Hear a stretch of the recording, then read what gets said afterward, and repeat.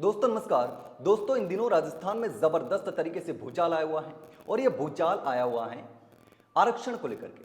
पहले गुर्जरों ने बड़ी महापंचायत की और उसके बाद सरकार को आखिर झुकना पड़ा और आज भरतपुर में जाटों की बड़ी महापंचायत हो रही है और खुली चेतावनी दी है कि सरकार ने अगर उनकी मांगे नहीं मानी तो अब आर पार की लड़ाई के मूड में आ चुके हैं। पहले गुर्जरों ने सरकार को चेतावनी दी थी और उनकी मांगे मानने के बाद उन्होंने आंदोलन को वापस लिया था, लेकिन अब जाटों ने नया आंदोलन छेड़ दिया है और ऐसे में अब सरकार की नाक में दम होना तय माना जा रहा है। यह जो आरक्षण को लेकर बड़ी महापंचायत हो रही है, ये जाट आरक्षण संघर्ष समिति के संयोजक जो हैं नेम सिंह फौजदार, उनके नेतृत्व में हो रही है और पीले चावल बांटे जा रहे थे। हनुमान बेनीवाल को भी पीले चावल मिले थे और हनुमान बेनीवाल इस लड़ाई में कूद चुके हैं। हनुमान बेनीवाल ने भी सरकार को खुली चेतावनी दी है और यहां तक कि गृह मंत्री अमित शाह और प्रधानमंत्री नरेंद्र मोदी को भी हनुमान बेनीवाल ने कहा है कि जाटों की मांगों को मानिए। जाटों के प्रमुख 4 मांगे हैं जिसको लेकर के आंदोलन छेड़ दिया है। 4 मांगे हैं जिसमें मुख्य जो मांग है वो आरक्षण की है। जिस तरीके से गुर्जर आरक्षण की मांग कर रहे हैं वैसे भी जाट भी आरक्षण की मांग कर रहे हैं और इसी आरक्षण की मांग को लेकर के अब वो सड़कों पर उतर चुके हैं और इनके साथ में आ चुके हैं सांसद हनुमान बेनीवाल जो कि जाट के बड़े नेता भी हैं और ऐसे में अब ये लड़ाई बड़ी होने वाली है।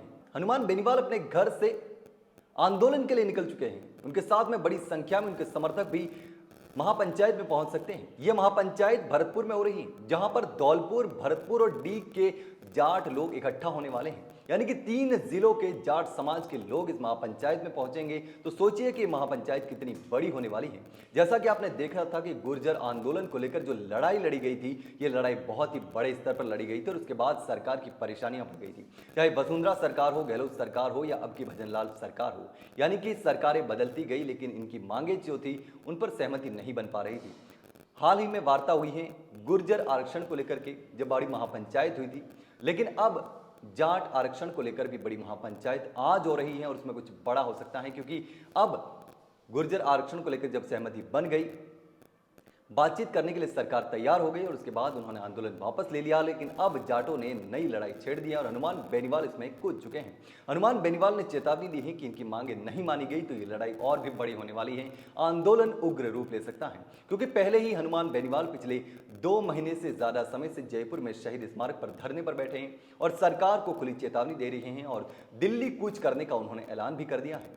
1-2 दिन का इंतजार है, जैसे ही कोर्ट में सुनवाई होगी, सुनवाई के बाद अगर उनके पक्ष में फैसला नहीं आता है तो वो दिल्ली कूच करेंगे। तो एक तरफ हनुमान बेनीवाल ने भजनलाल सरकार की नाक में दम करके रख दिया है और दूसरी तरफ अब जाट महापंचायत ने भी सरकार की नाक में दम कर दिया है, यानी कि दोनों तरफ से हनुमान बेनीवाल ने भजनलाल सरकार को घेर दिया है। एक तरफ जाट आरक्षण और दूसरी तरफ एसआई भर्ती। लेकिन अब देखना होगा कि आगे होता क्या है, कि इस महापंचायत से क्या निकलकर सामने आता है और हनुमान बेनीवाल यहां पहुंच चुके हैं तो यहां से भी क्या चीजें निकलकर सामने आती हैं।